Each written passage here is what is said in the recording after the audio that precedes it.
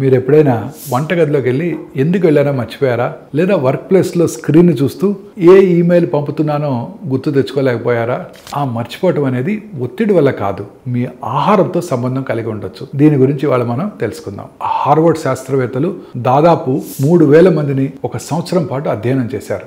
Green Mediterranean ఆహారము, ఎక్కువ ఆకుకూరలు, ఆలివ్ ఆయిల్, నట్స్, పూర్తి ధాన్యాలు, గ్రీన్ టీ తీసుకున్న వారి మెదడు యవ్వనంగా ఉందని వారు కనుగొన్నారు. వారి జ్ఞాపక శక్తి మరియు దృష్టి సాధారణ ఆహారం తీసుకున్న వారి కంటే పదునుగా ఉన్నాయి. ఎందుకంటే ఈ ఆహారం శరీరంలో ఇన్ఫ్లమేషన్, వాపును తగ్గిస్తుంది, రక్తంలో చక్కెర స్థాయిని స్థిరంగా ఉంచుతుంది మరియు మెదడుకు రక్త ప్రవాహాన్ని మెరుగుపరుస్తుంది. ఇవన్నీ మెదడు యొక్క వృద్ధాప్యాన్ని నిరోధించడానికి సహాయపడతాయి. మరి ఇప్పుడు మనం ఏం చేయాలి?